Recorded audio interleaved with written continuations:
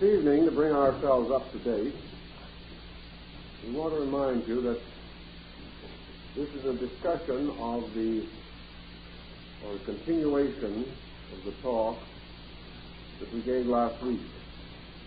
At this point, however, we want to introduce certain fragments from the alchemical and hermetic concept of Paracelsus. At his time, and for a long time before, there was no distinction between chemistry and alchemy. The two branches of research were undivided, and as far as Paracelsus was concerned, alchemy was true chemistry, and chemistry was only a part of the larger tradition. As we noted before, he used such terms as anatomy to cover not only the body structure, but the structure of the total person, so that psychology, religion, philosophy should all be included in the study of anatomy. In the same way, in the study of chemistry, not only the bodies of the elements and their compounds, but the spiritual potentials and all of the mystical and magical properties of substances should properly be included within the field of chemistry. The word alchemy, of course, has the Arabic prefix el or al, meaning divine. Therefore, alchemy is a divine chemistry, or the chemistry of universals.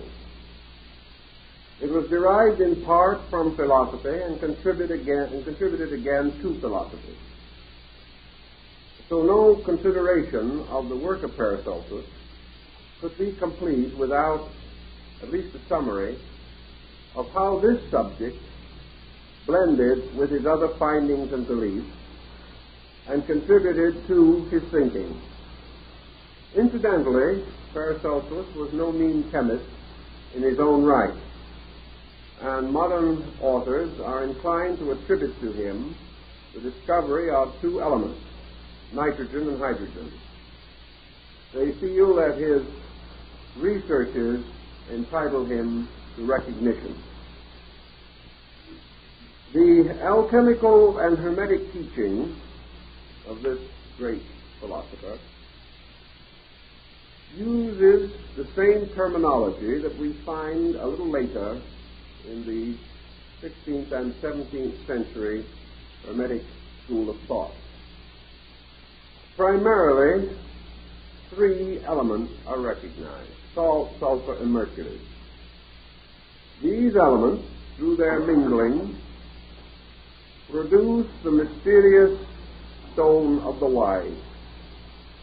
This stone, the lapis philosophorum, was a threefold mystery in itself, for it included the powder of projection or transmutation, by means of which 1,000 times the weight of the material could by this powder be transformed into pure gold. The second important quest of the alchemist, incorporated in the search for the stone, was the elixir of life, a mysterious substance for the indefinite prolongation of human existence, at least so generally believed. The third goal was the universal medicine, an absolute panacea for the woe of the world.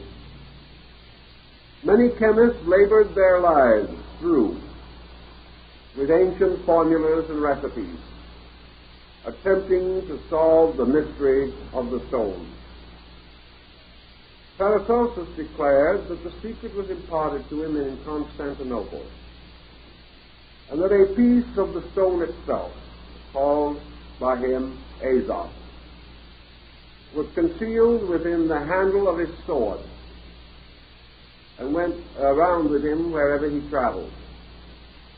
This stone had the power to impart itself to other substances so that it could be infinitely projected and its utility eternally prolonged. That these symbols have more meaning than may first appear is inevitable. We cannot begin to exhaust the fire philosophy tonight, because actually it is as complete and involved as any system that we know in the world today. We must immediately forget the quaint notion that these chemists were merely avaricious mortals seeking wealth. This may have been the false goal of some, but the hard core of chemical research was composed of idealists, dreamers, and mystics who recognized in their art or in their philosophy a recapitulated science, a science which would enable them to reproduce the workings of the universal mystery of life. They were deeply concerned with these subjects, and Paracelsus was one of their great guides and teachers, one who pointed the way to numerous useful and also many mystical experiments. The theory of Paracelsian alchemy relating to the elements begins with the concept that the physical elements as we know them, by their peculiar and particular construction, can never be completely amalgamated. Thus, in their outward natures and forms, the identity of elements can be changed, but actually the elemental principle itself cannot be altered. It must be altered only from within, although combinations of elements may result in numerous compounds which appear to be different. The problem of compounds is not sufficient. This is merely an application of a principle. But the main end was to discover the method of reducing elements from their gross to their essential parts, from that phase of their existence which is apparent and belongs to the sphere of effect, and that phase which is not apparent and pertains to the sphere of causes or of essences. Thus, when Paracelsus refers to gold, he does not refer to metallic gold as we know it, but to the spirit of gold, to the mysterious essence of gold after all of its physical attributes have been dissolved. When he speaks of salt, he speaks not of the salt that we know, but of the spirit of salt, that which has been completely purified of its body and is an invisible and intangible essence. And when he speaks of mercury, he does not refer to the gross chemical or substance or element which we know as mercury. He refers to the spirit, the mysterious volatile agent which is locked behind the principle of mercury. Thus he gives us a bit of very important philosophy when he says that these substances in their physical combination will form compounds, but the essences of these principles in their transcendental combinations form identities, and that they cannot be brought together in the construction of the universal medicine until all of their material attributes and aspects have been completely purified or transmuted. He also points out that all material elements are the result of the outflowing of their magisterium or invisible principle. Therefore, visible gold is an extension of invisible gold. It is a growing downward from an unseen root, a gradual emergence from the unseen to the seen, a procedure from the fine to the gross, from the nature of essence to the nature of substance. Therefore, in the transmutation of gold itself, from a substance to an essence, the process requires the reversal of the process of generation. This reversal in metals, as in morality, is called regeneration. And the regeneration of metals consists of the reabsorption of their lesser natures into their greater, even as regeneration in man does not imply the casting aside of materials, but in the purification of them and their gradual restoration to their essential natures. Thus metals, like the human consciousness or the human soul, pass through processes of generation by which they move from the invisible to the visible, and of regeneration in which they return from the visible to the invisible. And this great cycle is called a rotation. And life consists of an infinite variety of rotations, with all things in various degrees of generation or regeneration. The result of regeneration is the reduction of all things that are substantial or fixed to a volatile state. And in this volatile state, and in this state alone, they can be truly united. And in substance and fact, as Paracelsus points out, in the volatile state, all things move towards union, whereas in their substantial state, they move towards disunity or to separate existence. He is telling us substantially that the spirits of all things abide together, but by the bodies of things they are separated, and that nothing which is separated by body can be united with another thing until that body itself has been regenerated, redeemed, or transmuted. Thus in alchemy we have the term transmutation, which is the reduction of the gross parts of things, their refinement or their purification, their transforming from a formal to an essential nature. Paracelsus then tells us the secret of the great agent, the mysterious azot, by means of which salt, sulfur, and mercury can be bound together and can form the universal medicine which is for the healing of the nations. According to Paracelsus, azot, the mysterious stone of the master, is actually sidereal will. Will is the mysterious power by means of which all things can be brought into relationships of unity or disunity, that they can be attracted into a sympathetic situation or repulsed into an antithetical one.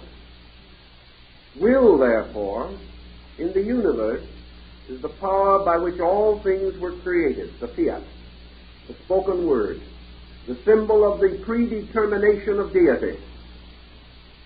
For by the will of God all things are accomplished. By the will of heaven the earth is maintained. Man's will, situated as a principle within his body, operating through the nervous system, carries his commands to his parts and members, causing them to obey him by an impulse so slight and intangible that man no longer realizes that it is a conscious impulse. What then shall we say directs will? To Paracelsus, the obvious answer was consciousness. Consciousness directs will. Will becomes the instrument or servant of consciousness. When will moves or causes motion, the result of the motion of will is force. And the exhaustion of the motion of will in the process of force results in matter. Now this is a very interesting formula, and not so very far from our present conclusions, particularly in certain of the higher brackets of physics. In other words, will, motion, and matter are conditions of each other. Therefore, matter is susceptible of absorption into force or motion. The only immediate way in which matter can be transformed is for it to be transformed into motion. When the will is able to transform matter into motion, it raises it to the next degree of volatility.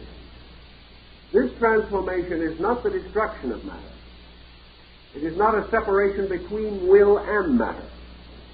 It is the restoration of matter as force, regeneration, or transmutation. Paracelsus points out that nothing can be transmuted into that which is dissimilar to its own essence. Thus, gold can be formed in alchemy only because the seed of gold is in all things. Gold cannot be produced artificially where gold is absent. But Paracelsus points out that there is no place where gold is absent. In the same way, by any means or method within the sphere of the Hermetic art, these seeds, which are eternal in space, the seeds of substances, elements, metals, principles, these seeds can be caused to grow by art. And according to Paracelsus, alchemy is art perfecting nature. That the alchemist becomes therefore the gardener, the servant, the handmaiden of nature, assisting nature, performing only such experiments as nature itself has performed, but reversing those processes by means of which nature first placed the elements in the world, and by reversing these processes, rescuing each element from its grosser part and restoring it to its higher or spiritual part. Thus the redemption and resurrection of metals is revealed or shown in such alchemical texts as the Splendor Solis, where we see the resurrection of the metals symbolized by the resurrection of Christ, because it represents the resurrection of principles, the restoration of the identity between matter and force. Paracelsus also tells us then that in all material things, matter is not to be regarded as a substance separate and apart. It is the least degree of a substance superior to itself. And the only way in which matter can escape its own materiality is by reabsorption into that which is superior to itself. He then gives us a theological parallel, namely that body can never be cast aside. That what we call death is in no way an actual separation of man from the material principle. That the material principle cannot be discarded, because the material principle is only the negative pole of the soul itself. Therefore, the restoration of the soul, in this case, the restoration of essence, must be attained by art. This art being the skill to cause the reabsorption of body into soul, its regeneration or transmutation, into that which may appear different from its present state, but which is even more similar to its essence, or the transmutation could not be accomplished. In the alchemical tradition, therefore, sulfur represents the spiritual or will factor. The essence or spirit of sulfur is therefore the essence or spirit of will. Salt represents the so-called material factor. It represents, therefore, matter, that which is furthest removed from activity, that which forms a calyx or matrix, into which essences and elements are poured, but which is itself associated with and bound to all conditions superior to itself. Matter is therefore not something which is antithetical to life. It is that in which the element of life, the principle of life, is not immediately obvious, and from which this principle cannot be extracted except by art, or the processes, the conscious processes of the redemptive sciences. Mercury combines both of these polarities. Mercury therefore represents both force and motion. Motion is a means, and motion is of two kinds. Motion is a thing moving from one place to another, or a condition advancing or retiring from its existing state. Thus we may say that motion is quantitatively or qualitatively defined. An individual who goes from Los Angeles to San Diego proceeds as a result of a kind of motion. An individual who ascends from stupidity to wisdom is also moving, but it is a different kind of motion. These various types of motion have given rise to speculations relating to the fourth dimension. But qualitative motion is that which is identified with redemption, regeneration, or transmutation.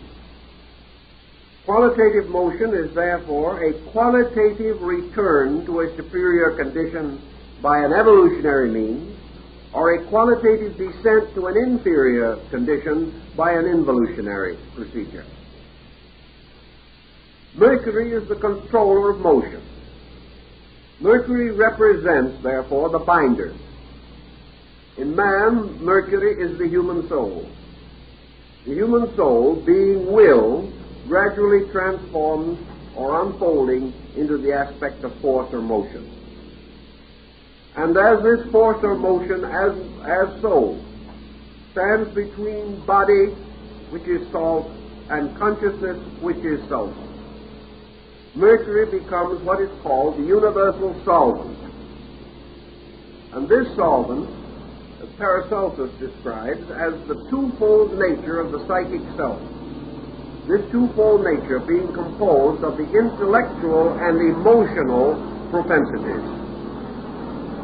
The intellectual faculties create solution, and that by solution we now mean bringing into a state of solution as a material substance, not a solving, but brought into a suspension within a liquid or fluid. The intellectual state of solution is the result of a series of processes by which man intellectually discovers the superior natures of things in relation to their appearances.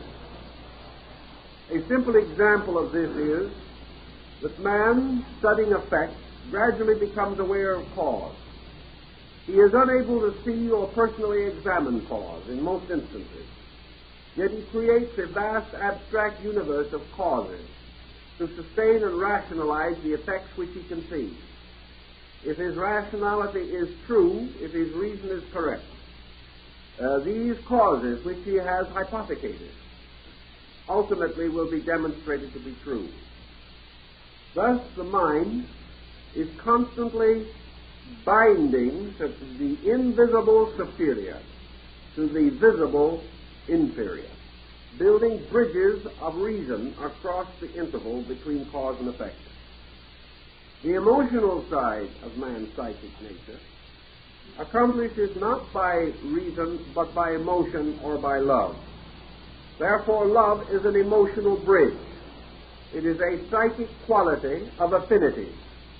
And affinity is another term for bringing together of things.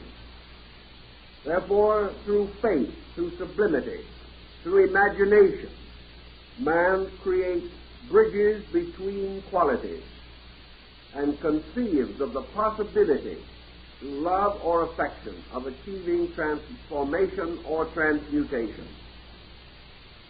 The psychic life, as Mercury, carries within it the power of the king, which is sulfur, and it also extends downward into matter as force.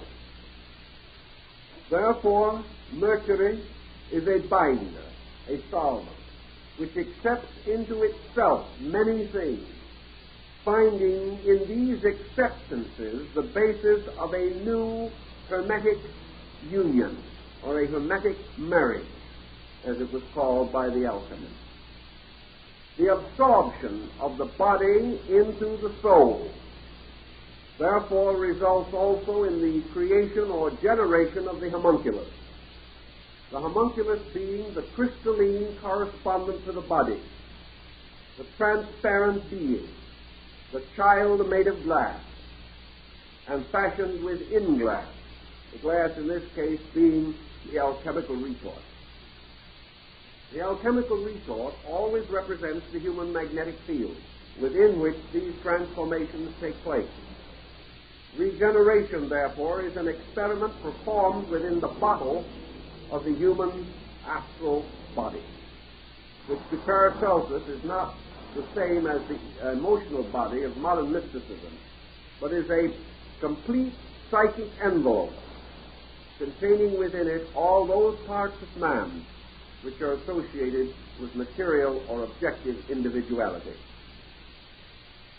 Here we have then sulfur as the pure symbol of the spiritual will, the goal. We have also mercury, that which is forever seeking to overcome interval. Mercury overcomes interval intellectually, where it overcomes prejudice, where it overcomes ignorance, superstition, or these artificial dividing factors by which human relationships are mutilated. Mercury overcomes interval in the sign of faith, belief, love, service, and all these emotional strengths by means of which man comes to an apperceptive sense of identity with life and with other living things. Thus Mercury is called the sun, in this case spelled S-O-N. It is the offspring. It is the product of the union of will and matter. It is the soul, which is the product of the union of spirit and body. Now, the alchemical symbolism also sometimes tells us that Mercury is the result of the marriage of the sun and moon. The sun, in this case, is the spirit or sulfur principle. The moon is the earth, material, or salt principle. Mercury, the child of the sun and moon, the progeny of heaven and earth, that which is born of the universe and of nature, or as Goethe tells us in Faust, is suspended twixt heaven and earth, dominion wielding. This mysterious great figure of the Sephar Zohar, the great image of Nebuchadnezzar's dream, the being with one foot upon the earth and the other upon the sea and its head in the sky. This great symbol of the complete cosmic being is man. Man is the son of heaven and earth, the son of God and nature. He is the one that stands at the ascending apex of forms and at the descending apex of spirit. Within himself, the two irreconcilable opposites, otherwise not in nature brought together, salt and sulfur, body and consciousness. In him they are united by the link or bridge of soul. Therefore, man is a living soul. And because he has a soul, he is equipped or possesses within himself all of the elements required to the perfection of the soul, which is his own immortality. Through the union of spirit and body in the neutral field of the soul, all things necessary to man may be achieved. His regeneration, transmutation may be accomplished. And within his own composite nature is the final formula for the projection of the red lion, the mysterious universal medicine. Paracelsus then tells us what this medicine is substantially. He tells us that this medicine is composed of the union of divided parts. that things which are otherwise not related, not united, and are in their outward natures and substances dissimilar, and therefore exist in an artificial union susceptible of dissolution, that these opposites, through the power of the soul, it can be rescued from their grosser natures, and in their essences may be combined, thus being combined by the actual chemistry of the soul itself. Thus, according to Paracelsus, body is not rejected, merely calcinated or destroyed. Body returns or is reabsorbed into soul, as in the Buddhist idea of the dewdrop slipping back into the eternal sea. In the soul, the superior and the inferior are bound together in the indissoluble union, which the philosophers termed the Hermetic marriage, and which was the beginning of immortality.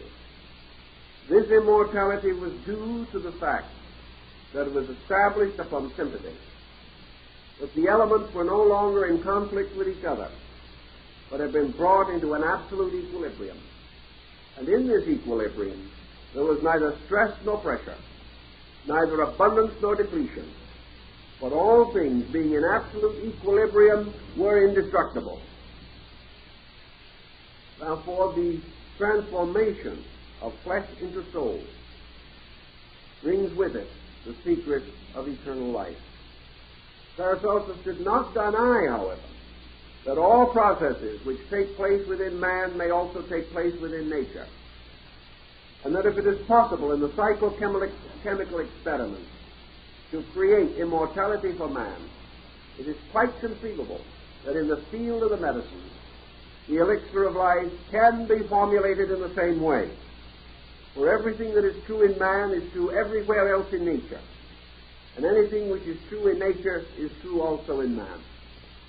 Paracelsus points out, therefore, that life itself is indestructible, and therefore, by this virtue or this token, absolute identification with life confers indestructibility. But that life which is separate, divided apart, or has not yet achieved its conscious transmutation, does not participate objectively in this immortality, although the elements composing it are indestructible. Therefore, if indestructible elements are brought together in an indissoluble union, there is immortality, because none of these elements are themselves destructible, but their compounds can be dissolved.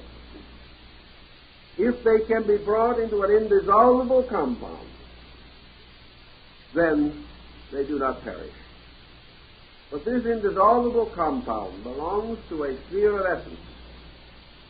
It belongs to a psychic or invisible world, rather than to the temporal sphere in which we exist. On this same basis, then, Paracelsus speaks of the medicine of sympathy.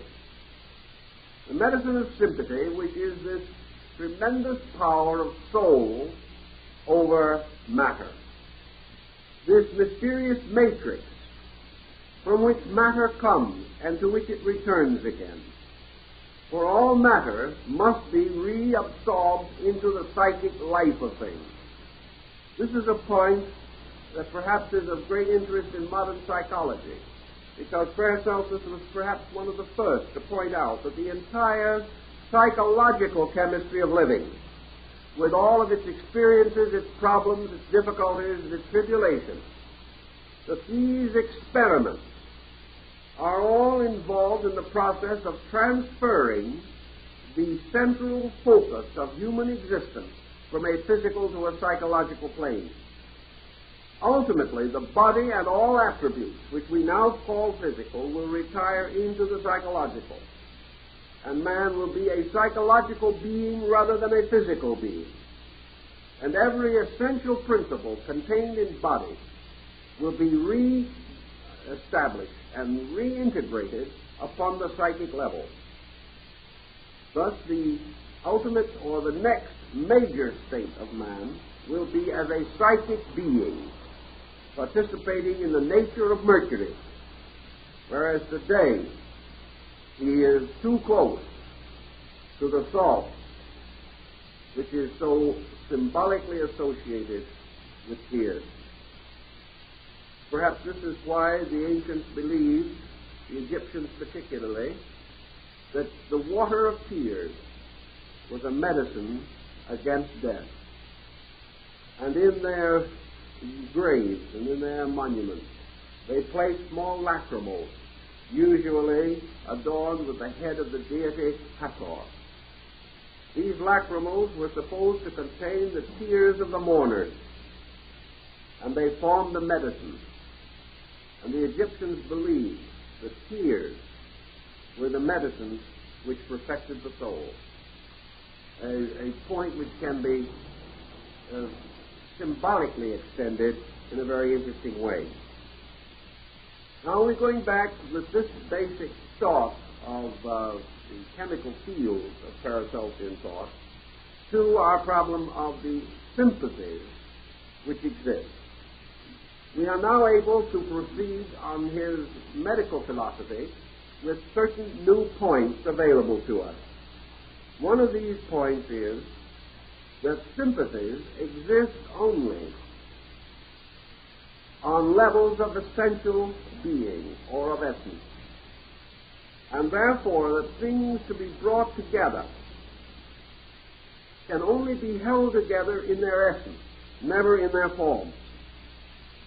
That in medicine, the essence of the medicine is the remedy, not the body thereof. And all essence dealing with sickness, the medicinal property which is contained within the physical medication, is not primarily a remedy for the body,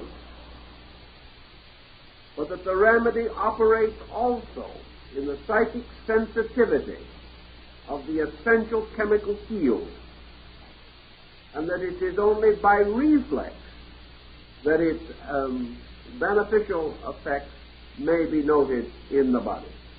In other words, when you cauterize a wound with a powerful cauterizing agent of some nature, or you sterilize it with a powerful antiseptic, it is not the direct effect of the chemical upon the wound that produces the sterilization. It is the magnetic field of the medication operating upon the magnetic field of the area where the wound is. And by reverse, or by extension, the moment certain antithetical or negative energies are removed from the invisible background of the wound, it will no longer suppurate or infect. Essence cannot affect substance primarily. It must affect the essence behind the substance. Also, one substance upon another, outwardly, will produce very slight remedial results, because it would be like throwing a rock against another rock.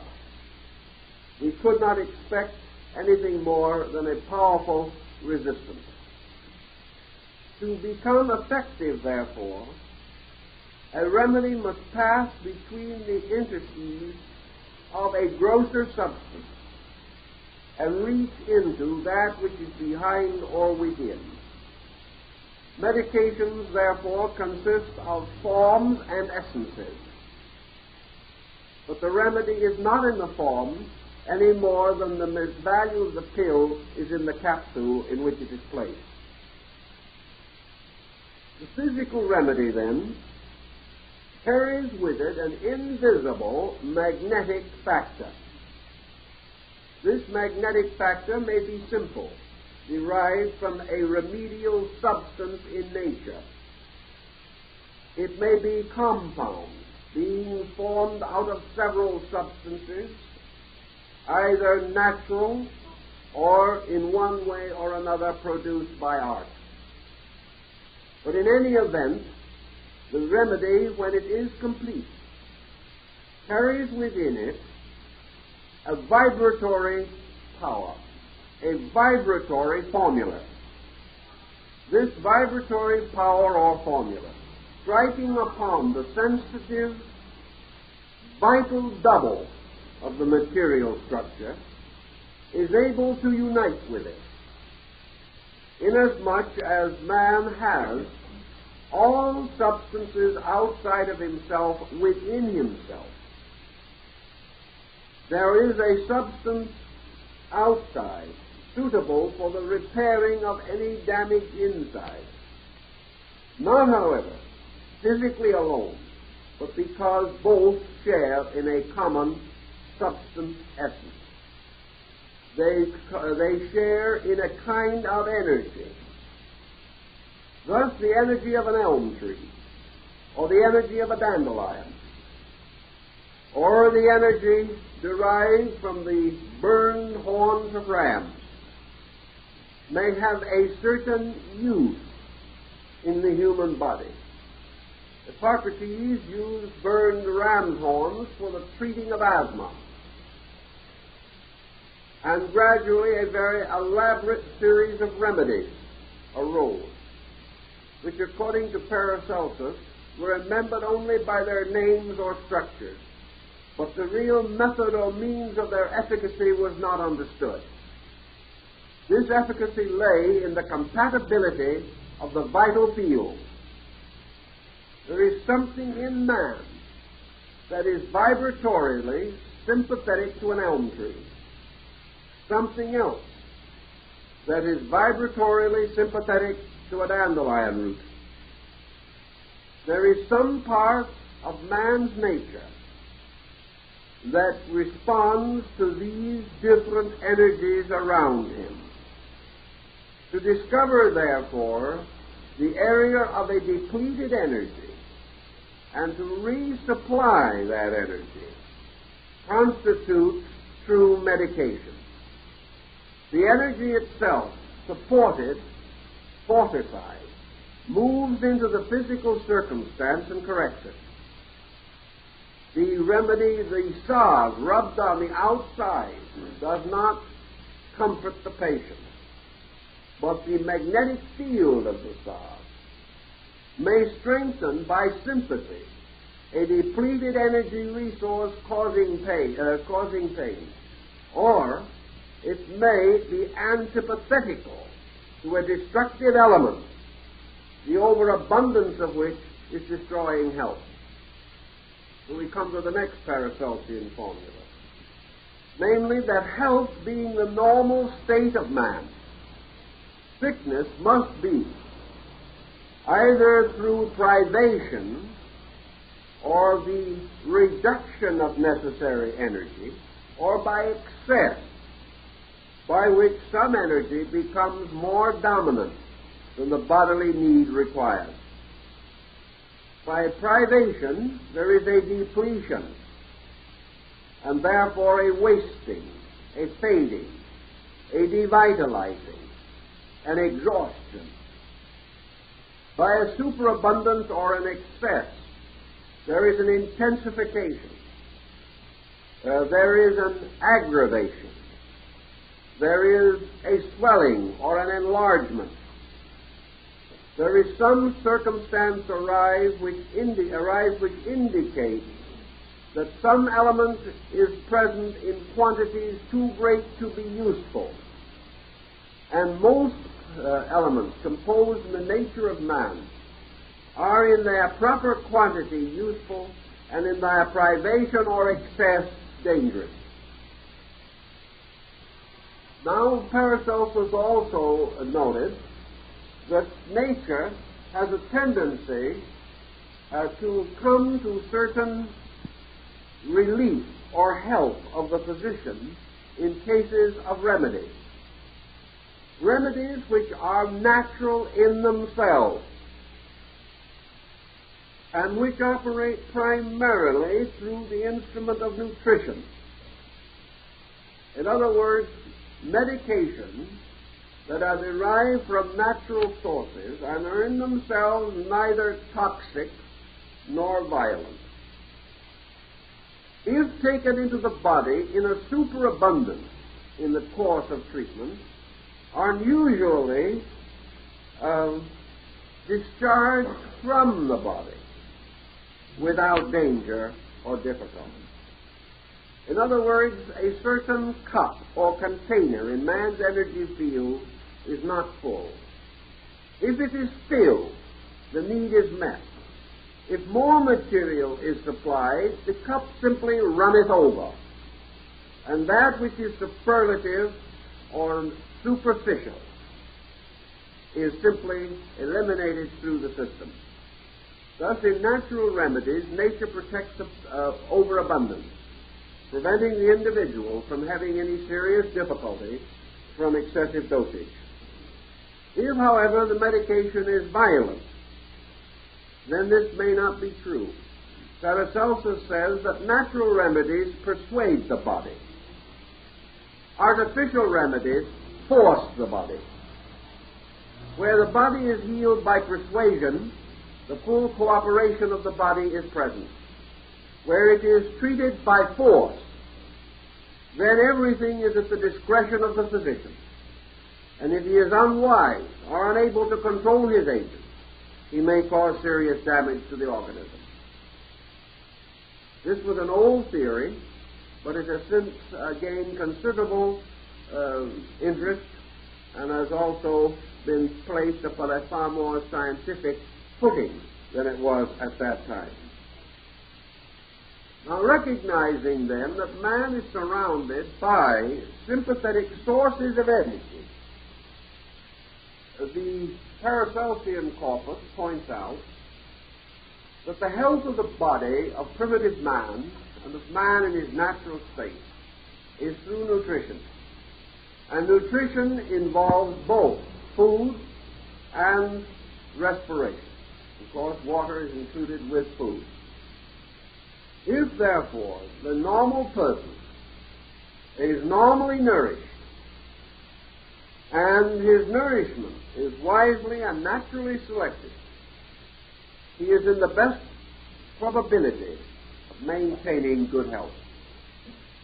If, however, through lack of discrimination or discretion, he departs from those substances suitable to the nourishment of his kind, or through ingenuity or other means, disturbs the natural chemistry of nutrition, then he is no longer sustained or supported and must fall back upon his own resources to determine his tolerances and to protect himself against excess and privation.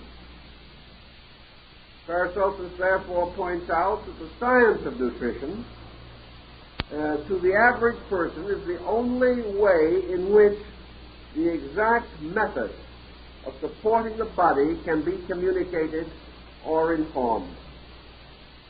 Thus, the individual who wishes to be healthy must gain a certain basic knowledge, and if he does not attain this knowledge, he must depend either upon instinct or upon remedy. The animal kingdom, depending largely upon instinct, is seldom sick as a result of its food. Man, not able to depend directly upon instinct because of the false education of his appetite, is subject to numerous indiscretions for which he must compensate by medication or by scientific assistance. Having thus recognized that nutrition is the ideal basis for the concept of the maintenance of body vitality, Paracelsus then makes great point of exercise, sunshine, hygiene, and was for many years experimenting with mineral baths and things of that nature.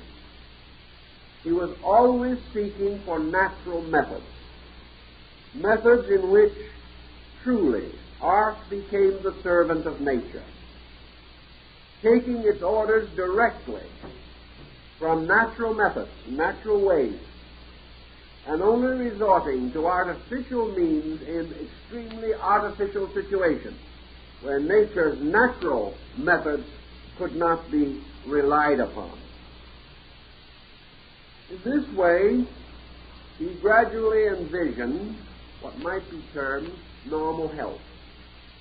Health in this case being the pure and complete circulation of energy through an undefiled organism, and that this organism was under the control of a creature, by nature reasonable, by emotions moderate, and by enlightenment illumined in causes, a creature with its spiritual root in religion, its intellectual life in philosophy, and its material existence within science. If such a creature could hypothetically be found in all its glory, we would have the perfect man. He would not, Paracelsus, would not have gone on at all with the assumption of Schopenhauer or Nietzsche that the perfect man was the product of breeding. He says the perfect man is the product of alchemy, the product of hermetic art, inasmuch as perfection must be attained by individual and personal effort.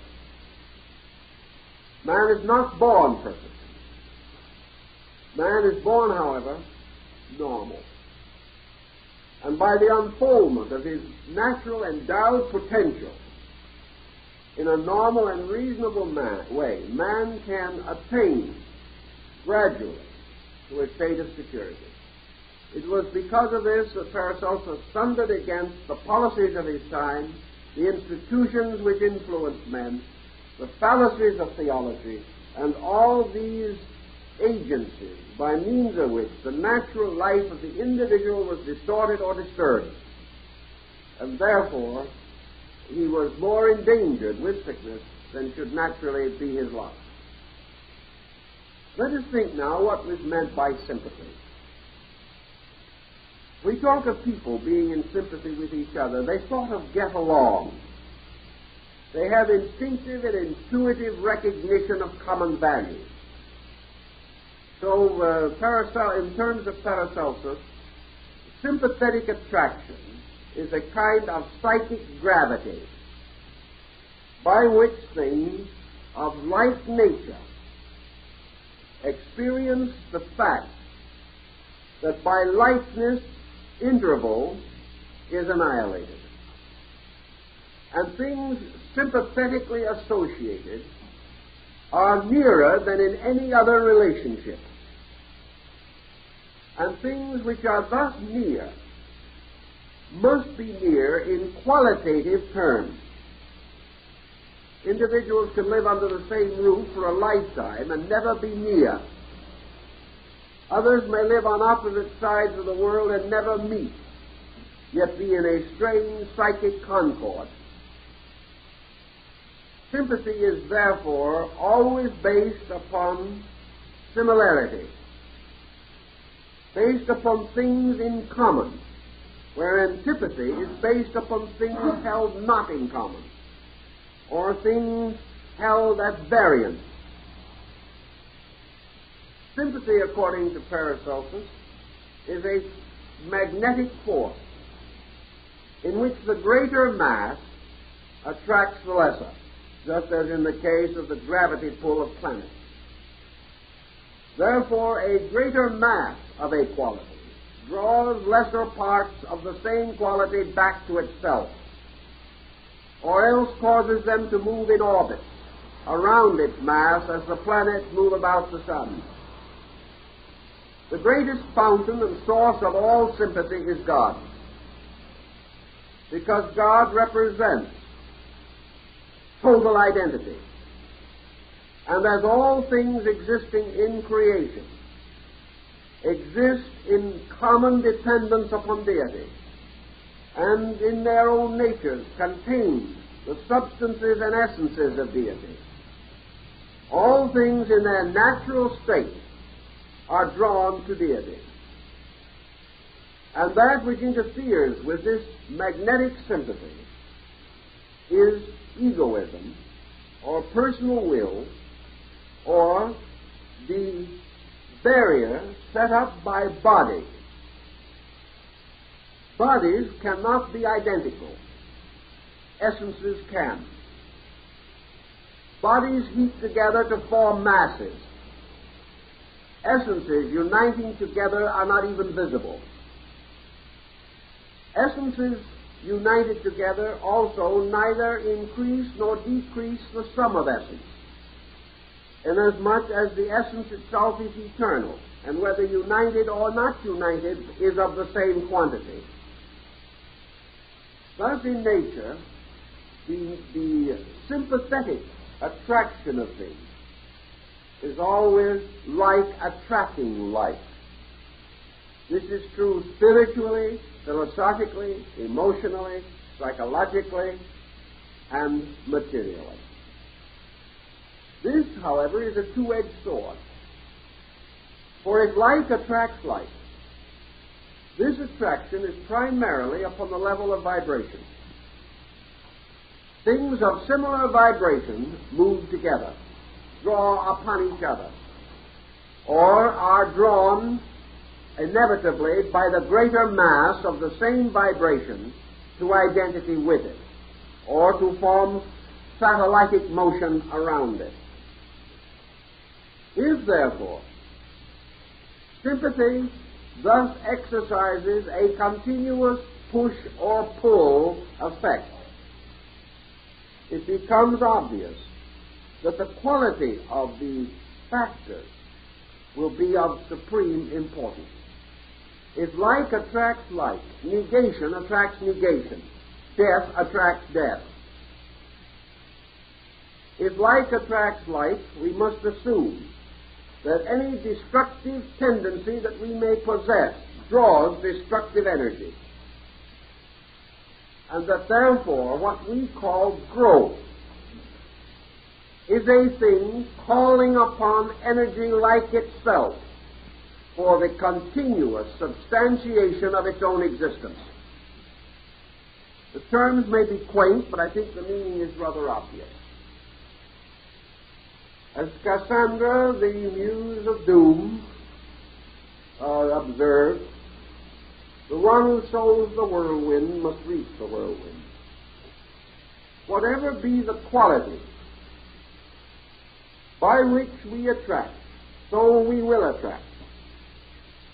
Whatever be the motivation behind the impulse to attract, so will the thing attracted be motivated. Attraction is by one of two sources or circumstances.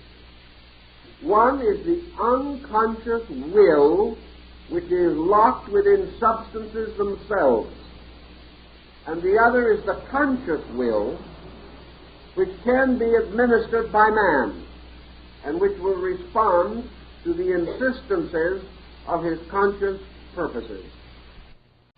In the terms of the energy field, blazes out in a tremendous blast of destructive psychic power. This blast, almost like an atomic blast, does to a certain degree block the normal circulation of good energy. It decreases the power of the constructive polarities in the body, exercising their functions and attracting constructive energy. Therefore, all excess of all kinds is paid for by the depletion within some other field of the organism. The moment balance is lost, health is lost. Only the circumstances are not sufficiently obvious for us to recognize them immediately. In the same way, a person moved by great kindliness, great affection or regard, sincere esteem and respect, becomes in sympathy with the entire and total field of natural energy. Also, with the released, developed, and individualized fields of this psychic quality, which man himself has enriched through time. Thus, all kindliness calls upon the kindly availability of life, draws energy of its own quantity and quality, and attracts according to the intensity of the demand, thus causing an enlargement or an enrichment. Paracelsus points out that all energy fields which are in themselves constructive are vitalizing, whereas all that are destructive are devitalizing. It may happen that in a moment of great appreciation we energize our love of beauty in the presence of a great object of art or something of that nature. This causes a powerful psychic center to attract aesthetic energy. This aesthetic energy, however, is essentially good. It is essentially beautiful, essentially true. This energy, therefore, may support and will be sympathetic with a variety of other energies in man. We frequently hear an individual say that after reading a beautiful poem or looking at a beautiful picture, he feels better. This is because his entire nature has been invigorated by proximity to highly constructive energy. Remembering always that every mood, every division of temperament, every attitude, every thought, every emotion, each one of these is a rate of vibration.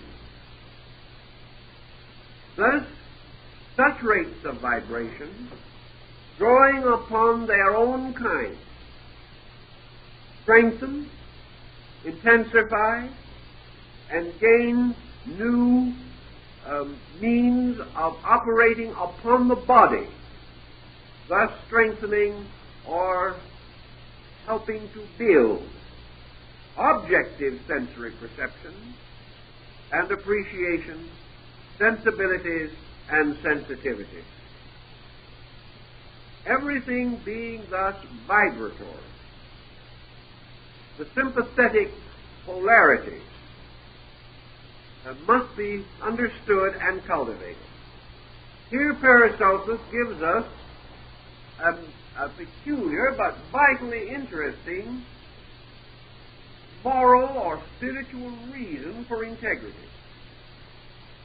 He clearly indicates the moment that we depart from integrity, we do so because mentally or emotionally we are energizing negative fields, that we are creating polarities to draw to ourselves destructive forces.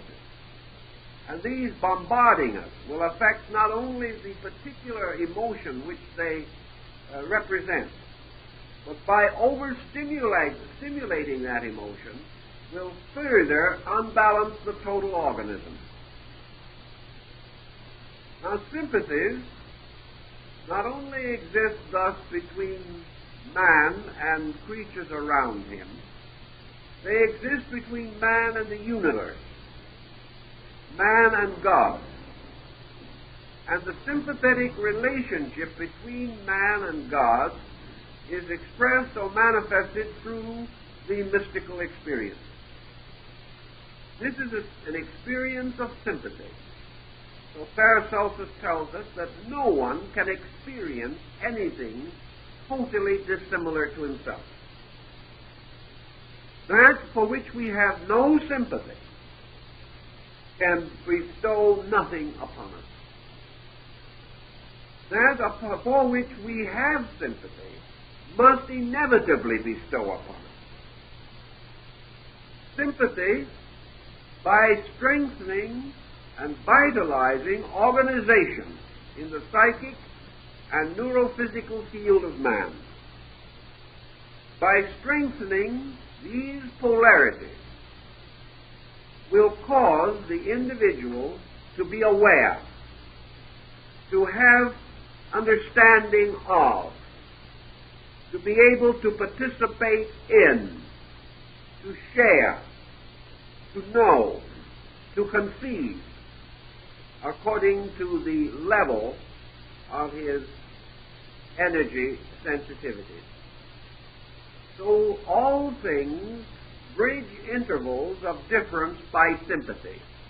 Nothing is ever bridged by antipathy. Psychic sympathy, which is to a sense your true philosophic mercury, psychic sympathy, therefore, binds the individual to the objects of that sympathy, and by extension may stimulate or integrate the entire latent sensory band or extrasensory gamut, by which the individual, through extraordinary sympathy, may learn to know, apperceive, or sense things normally beyond his comprehension. If, therefore, he would know anything, he must be like it. And this likeness always applies to essence, for no thing can be known by substance. It must be known only by essence. To know a thing, it must be experienced. And to be experienced, there must be a sharing within sympathy itself. All understanding arises not from intellection, but from sympathetic rapport, in which the individual partakes in a common experience with someone else or about something else. The reason why we no longer even attempt to understand things is because we find ourselves locked or isolated in a personal universe in which we are unable to actually participate in the life of any creature except ourselves. We can name potatoes, but we cannot understand them. We can eat them and be nourished by them, but we cannot know them. To know a thing according to its essential nature, we must have an extraordinary sympathy with that thing. Now, man may not, at his present stage of evolution, be able to attain a complete rapport with life forms lesser than his own, any more than with forms and beings greater than himself. But by sympathy he may gain a certain awareness. And this awareness is orienting.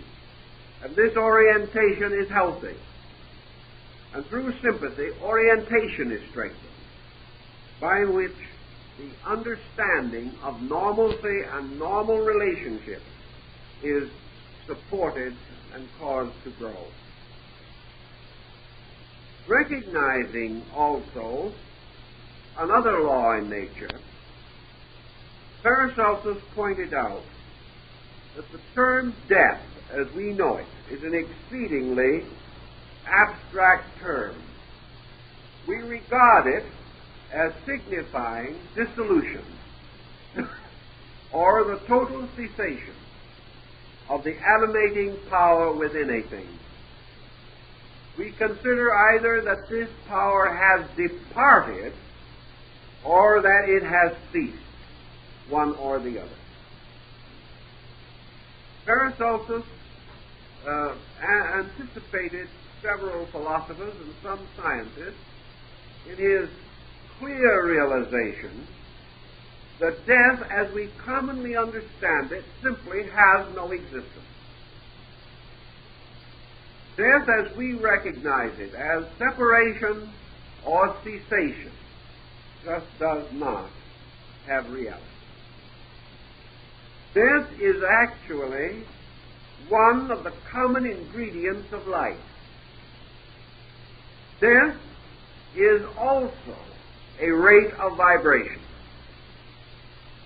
Now, we might say today that it is a lack of vibration. If it was a lack of vibration, we would have a situation rather different from what we have. If death was caused by an end of motion, vibration or any other kind of motion, then death would not be unreal. It would be an absolute reality. If anything that ever moved actually ceased to have animation, and this animating power ended in any way, there could be no defense of life against death. Actually, however, death is not an end of motion, nor is it a cessation of motion, nor is it a departure of life from substance. Death is a rate of vibration in itself, having its own boundaries, its own nature, and its own substance. Death can be nourished or retarded as any other situation in nature. It can be treated with medicine as an ailment. It can be overcome through transmutation, as the base substances of any material can be changed. To Paracelsus, therefore, death was one of the common commodities of life. We handle, or should handle, the factor of death as we handle any other chattel, goods, or substances. And the proof of his position is rather unique and interesting. He points out that death never results in itself. That nearly everything that dies, to our understanding, becomes a source of life. The old farmer, when his horse died, buried it under the favorite cherry tree, and the next year he had the best cherries in the neighborhood. Nothing ended. That which causes death to one brings life to another. And from the bodies of the dead, the growth of the living is made possible. Everywhere, death bursts forth into life. In every condition, death, accompanied by its inevitable decay, provides nutrition. Man, killing the animal, lives by its flesh, or thinks that he does. Slaying the vegetable, he lives by its existence. When he drinks water, whether he knows it or not, millions of lives are being sacrificed. Everywhere, death is the nutrition upon which life exists. Therefore, death cannot be death. Death cannot be a termination. It cannot be an inevitable end. Nor can it be a separation. Because if death was a separation, the horse under the cherry tree would not cause better cherries. Actually, so-called death was a setting up of a chemical procedure. And Paracelsus pointed out that in the mystery of metals, there could be no stone of the philosopher without death. That unless the metals died, they could not be born again, and in their death they were nourished by their own death. And in their dissolution, they were sustained by their own disintegration. Thus, disintegration is forever sustaining and releasing life through itself. The next point of importance, therefore, was the relationship between death, disease, and medicine. So Paracelsus came to this conclusion. He said, no matter what we do with a thing, there is no such a thing as a useless thing. There perhaps is nothing more useless to man than a gallstone. But because it is useless to man, cannot permit us to say it is useless. It has a use. Because it is a compound, and because energy is locked within it. And somewhere in this universe, there is a need that can only be met by the gallstone that we do not need.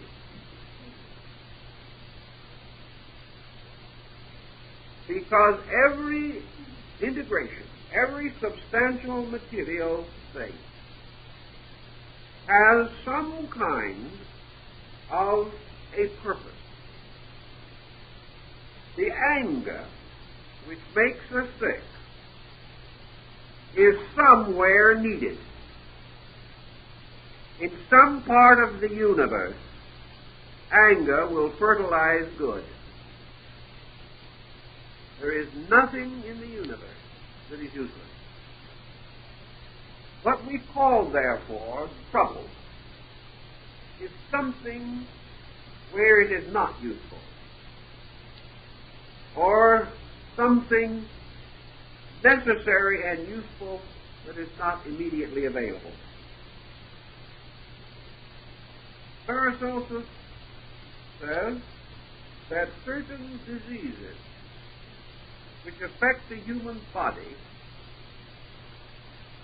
are of the greatest of value to other creatures, and that man, suffering from them,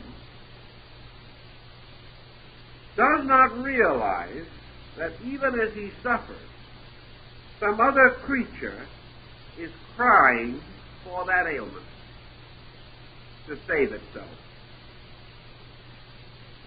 This opens an immense field of speculation. It reminds us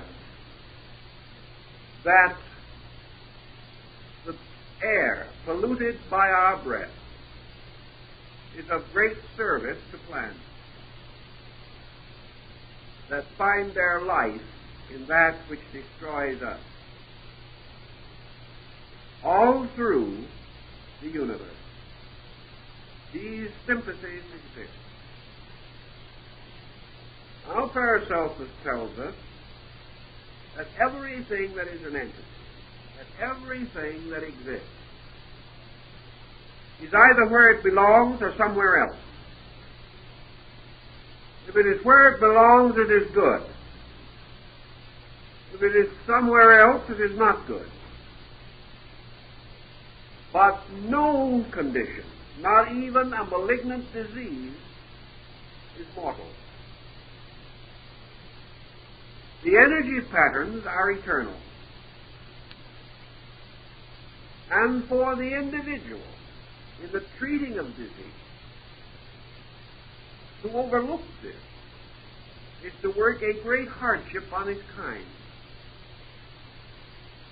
That attack of measles that you had is cured by medication, or having passed a certain time, it disappears. What happens then?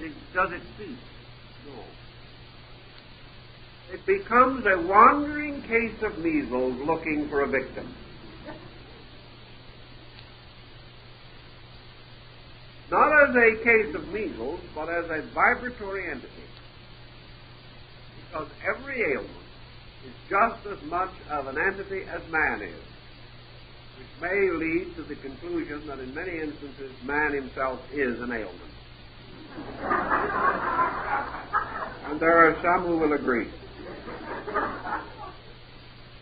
Not long ago, in one of our foreign countries, there was a bad outbreak of a certain ailment. The country attempted to solve the problem by deporting the sufferers.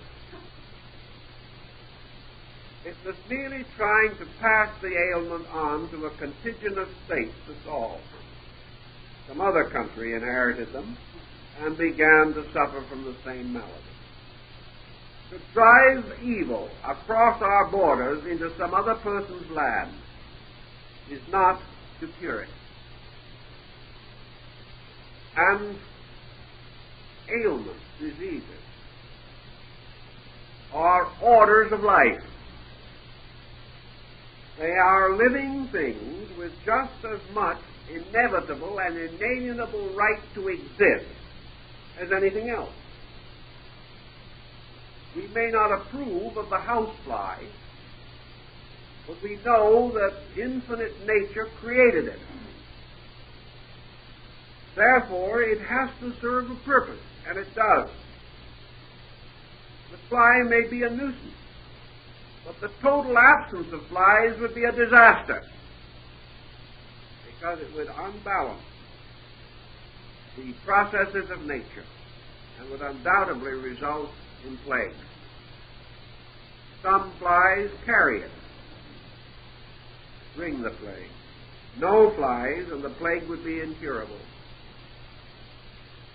This is one of those peculiar patterns that so delighted the Paracelsian mind. Therefore, to cure a disease, says Paracelsus, is not merely to get it out of the body of the sufferer, but to redeem it, or to advance its evolution, to raise it out of its present state. Because a disease is only detrimental because it is in the wrong place. Merely to dispose of it does not prevent it from attaching itself to another wrong place. Go on. And the master decided to experiment in the redemption, regeneration, and transmutation of disease. Not as affecting merely you while you're sick, but as a principle in itself. Out of this concept, he developed his doctrine of the Mumia, which to him was an elaborate science of bringing, shall we say, supply and demand together in an equitable manner. The problem was to find out who needed the disease and make arrangements for that individual to have it and enjoy it. Now, this might sound like a case of spite. Well, it wasn't. Because Paracelsus observed that nearly all diseases being disastrous to man, man wasn't the thing that needed them. It had to be something else. So he went around. And he discovered that various ailments which we suffer from are vitally necessary as vibratory nutrition to certain other forms of life. And that a particular sickness which troubled a human being caused the pine tree to be happier than ever before. It was balm for the pine tree and misery for man. Now, in order that these sympathies be maintained, Paracelsus devised a concept which he developed to a considerable degree of sympathetic polarities between man and nature, and also means of attracting from the body elements and substances not useful to it, and restoring them to those parts of nature where they were necessary and had been deficient. He brings out something that will probably be infinitely truer today than he could have known in his own time. Namely, that one of man's principal activities is to unbalance nature wherever he can. He is perpetually interfering. In his effort to advance various projects of his own, he exhausts and depletes natural resources in many ways. Although he cannot destroy life, he breaks many of its essential compounds and in order to advance some particular interest that he has, permits nature itself to pass into a state of sickness. After man has ravaged the land, the earth is sick. And it is sick not necessarily because this sickness has made man healthy. It is sick because man has wantonly destroyed, has misused and abused, and has been a false gardener in this wonderful world that has been given to him. As a result of this situation, it is necessary and right that man should return to nature in every way that he can, that which is necessary to maintain its equilibrium. That which is needed by man, nature gives him. That which man can no longer use or does not need should be returned wisely to nature, and not merely generally expended. As nature is hungry in many ways and parts, so it can accept and use these things. And many plants, flowers, and even animals not only can use, but will absorb, transmute, transform, and regenerate disease elements, which are detrimental to man. Thus, the important matter of restoring the balance of nature by a concept of finding utility or the greatest usefulness for all things and placing these things in the most useful possible relationship. In the concept of lumia, therefore, Paracelsus found that if you took the magnetic field of an ailment, separated it from man, and simply forgot about it, or forced it out of the body by powerful chemicalization, or, if you were more skilled in abstract methods, dissipated it by will alone, through magic. If you did any of these things, the ailment took the form of a ghost. It became an unembodied or disembodied thing. It remained like some parasite, waiting to attach itself again to some body, which by its emotional or psychic sympathy of a negative kind had come within the magnetic field of that ailment. If the individual, having broken down vital resources, was no longer able to protect the magnetic field, these parasites could attach themselves to it. Once attached, unless they were early dissipated, the psychic nature of the disease took hold of the psychic field and ultimately appeared physical, usually at that time too deeply rooted to be easily corrected. Paracelsus therefore said you cannot consider nature as a trash pile in which you can toss away anything you do not want. This is wanton waste to begin with. But if you have a positive knowledge, you can bring this ailment, even while you are working with it, into proximity with a natural catalyzing power, and can cause a transplanting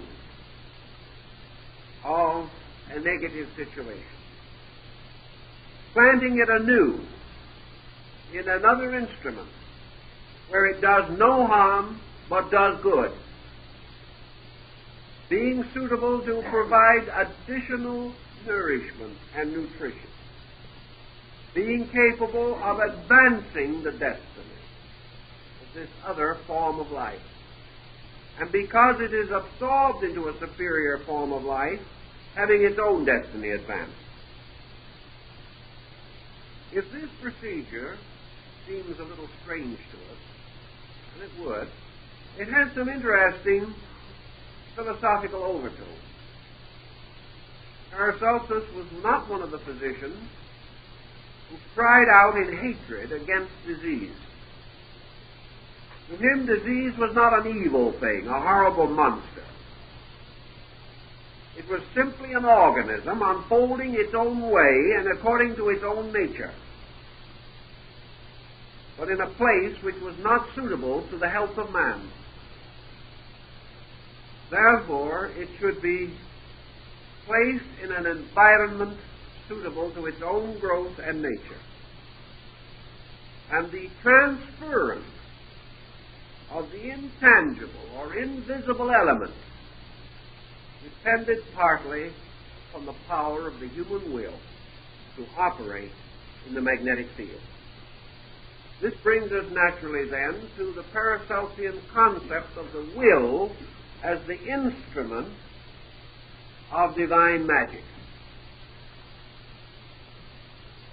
Paracelsus has frequently been referred to as a magician, usually in a most depreciatory manner, indicating merely a superstitious person who presumed or claimed to possess the power of conjuring. Actually, to Paracelsus, magic was nothing more or less than the product of the direction of the will. Wherever the will can be brought into activity, invisible changes, lawful and natural, can be induced. If the will requires, wishes, or demands unlawful or unnatural changes, then the individual is a black magician, a sorcerer, even a necromancer or a wizard. But if the will is used only to perfect nature and is directed and sustained by wisdom, faith, love, and law, the will becomes the great magical agent. The will becomes the genie of Aladdin's lamp. It becomes the symbol of the wand of the wonder worker. It has sovereignty over all processes in nature, unless it disobeys them. The moment it disobeys, it is driven from the garden,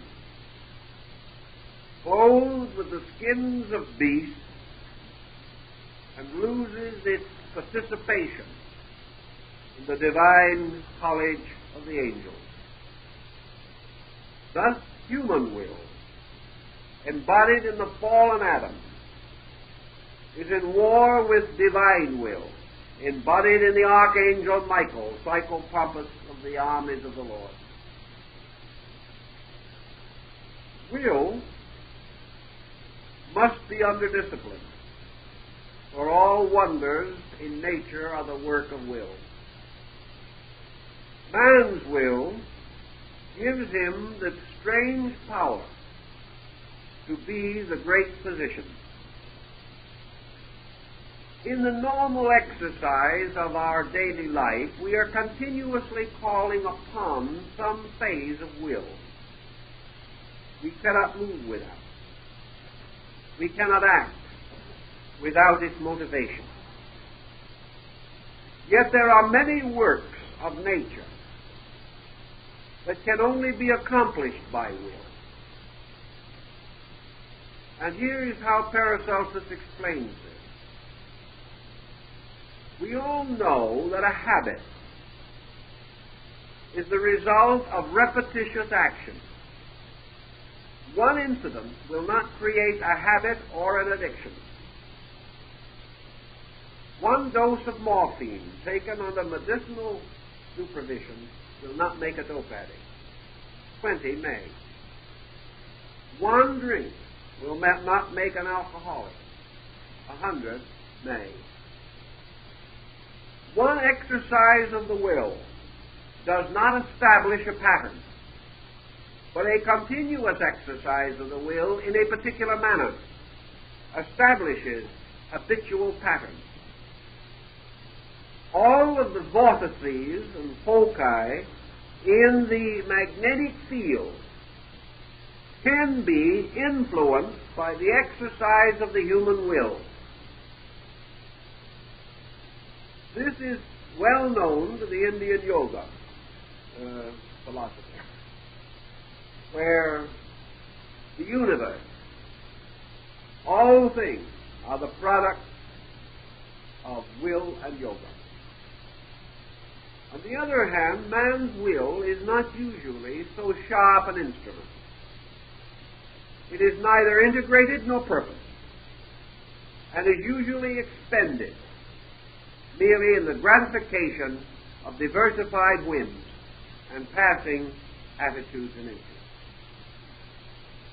There is only one way, one essential way, in which the magnetic fields of the human body can be directly controlled, and that is through will. Now, this places a tremendous responsibility upon the physician. For as Paracelsus says, he must will only like God,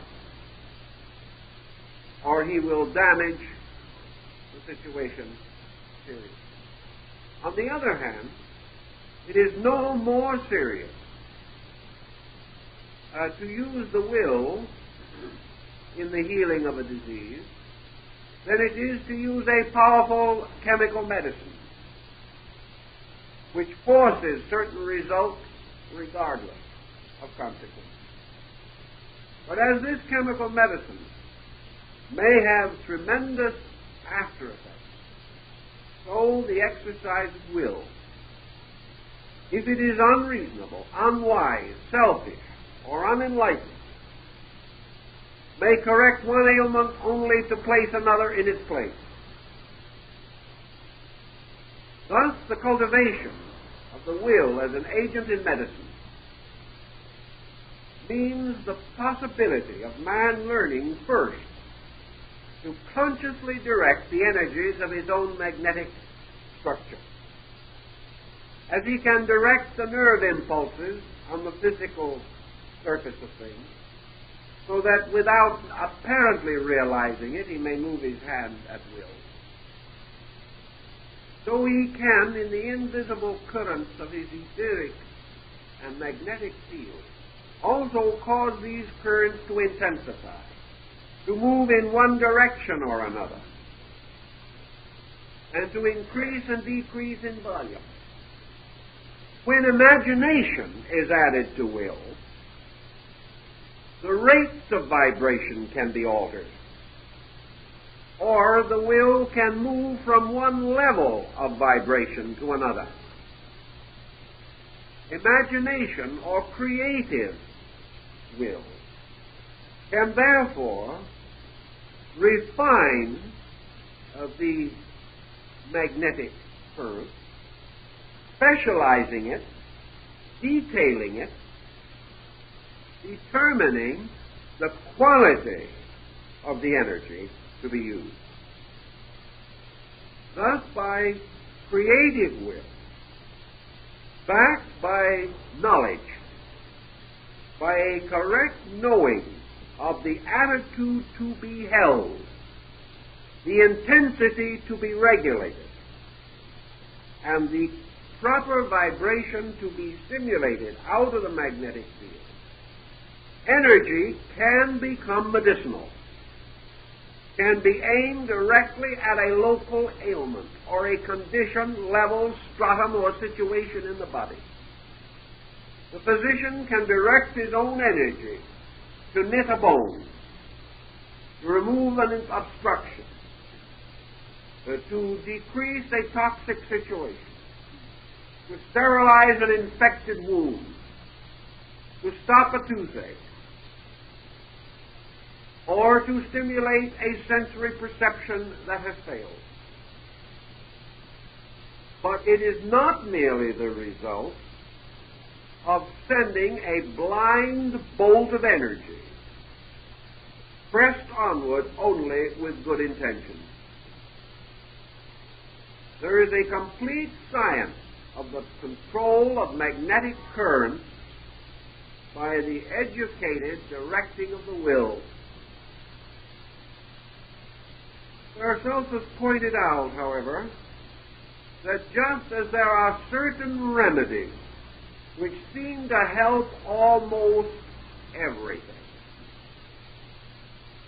that there are certain panaceas that are comparatively safe, and when not knowing what else to do, give a small dose of bicarbonate of soda.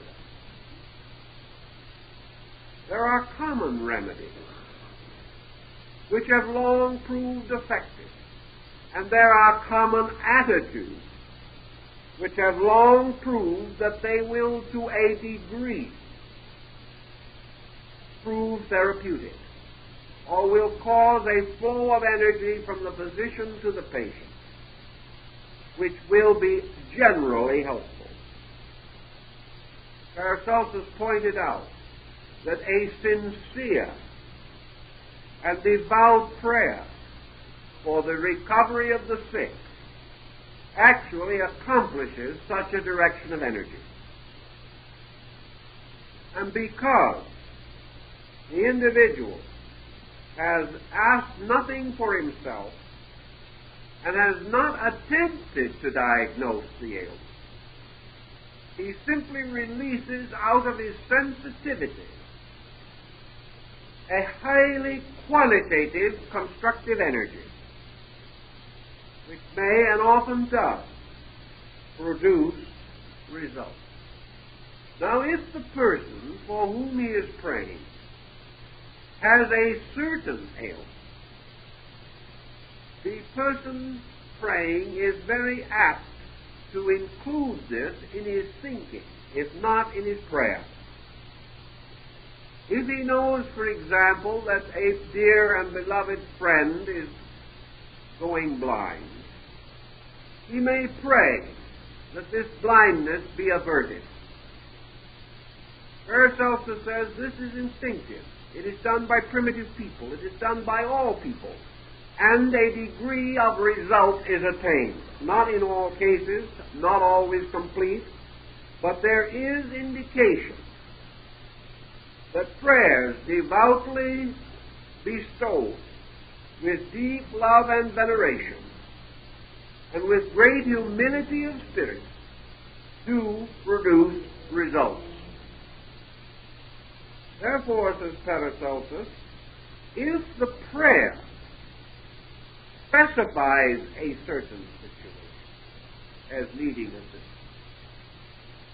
it means that the energy is to a degree influenced by the mental attitude of the person praying. They have, at least to a degree, directed their vital resource toward a particular objective. This, as Paracelsus, is the simple key to the whole situation. Namely, that thought directs will, and that this is perhaps only a general thought. The mother, anxious for an absent child, hopes that the child is safe. The thought, the energy are now toward safety. It is a conditioned thing. The sick parent receives comfort or consolation from the anxious child. These are instinctive things. Paracelsus points out that these ancient and instinctive processes are founded in partial knowledge of exact sciences. That whatever we do because of intuitive or instinctive insight is susceptible of complete organization into a scientific procedure. It would not work once or at all if it could not be standardized. It is the absence of knowledge, the absence of the knowing of the procedure, which prevents the systematizing of these primitive and instinctive therapies. So the answer lies, obviously, that in thought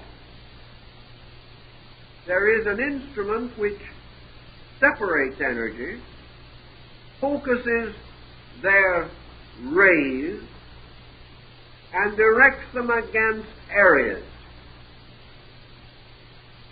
The average person cannot so think except instinctively, which means, however, comparatively little exchange of energy, because there is no continuity and no depth psychology involved in it. So Paracelsus begins to tell us something of the development of the visualization intensity in the will. If the physician can clearly visualize the structure, the condition, the problem, and energize that visualization, he can then control the flow of energies from himself, create the necessary sympathies with the depleted energies in the sufferer, and also, if necessary, create antipathetical energies against the condition causing trouble. Gradually, he reduces visualization of will and thus the transmission of energy to an almost exact biological process, in which he is using now will instead of biological material. He is using will energy, condition changed, its vibrations raised, lowered, intensified, reduced, through the skillful and complete control of his own energy. He is also then able to transmit this so sufficiently and so completely as to assist the patient. To do this, however, he must not only have a correct diagnosis of the disease, but he must have a correct understanding of the energy fields behind all disease. And he must also, according to the Paracelsian concept, have as an available factor this knowledge of where the vibration which is causing the ailment can be relocated in a situation in which it is beneficial instead of unbeneficial. The half-foolish physician attempting to perform this may simply attach the ailment to himself instead of the patient, becoming the victim of the diseases in which he specializes, and this is not uncommon. The disease, in order to cease to haunt mankind at all, must be given a useful work to support a kind of life where it is needed. If this is done continuously, the disease itself is reduced, and the probability of its continuance as a plague is also minimized. If then, through this transmission of energy under will, certain changes of a beneficial nature are accomplished, there is a point that Paracelsus also makes, namely, that the physician is not depleted. He is only depleted under one condition, namely that he forces an artificial flow of energy. In other words, if he becomes, in terms of energy, muscle-bound, if he becomes intense, if he becomes pressureful or forceful, attempting to make this energy do things, attempting with his mind to browbeat the etheric and magnetic fields and their centers, then he will be exhausted, because he will be using energy from a restricted nervous system of his own. He locks himself, then uses energy, and he will be exhausted. If, however, this visualization is completely natural and is accompanied by no tension and no stress, as this energy moves through him to the various ends for which he directs it, further energy moves in immediately into him, because he is always in a sea of eternal energy. When he expends, it is replaced, unless he locks himself in a psychic situation and blocks replenishment. Fatigue resulting, therefore, from any of these procedures means that the individual is ceasing to be a servant of life and is attempting to be a dictator. All dictatorship ends in exhaustion. The individual forcing ultimately breaks laws, whereas the individual persuading brings the laws to work with him and for him. The great physician, therefore, is the great persuader, coaxing universal values to express themselves fully and completely, and in no way browbeating them or attempting to force their function. No force is necessary to maintain health. The great need is to achieve relaxed normalcy, and by breaking up congestion, to enable the structure to develop its own resistance mechanism. Now, this is the second part of our subject, and it will be completed and concluded next week, where we have a good many other factors to consider.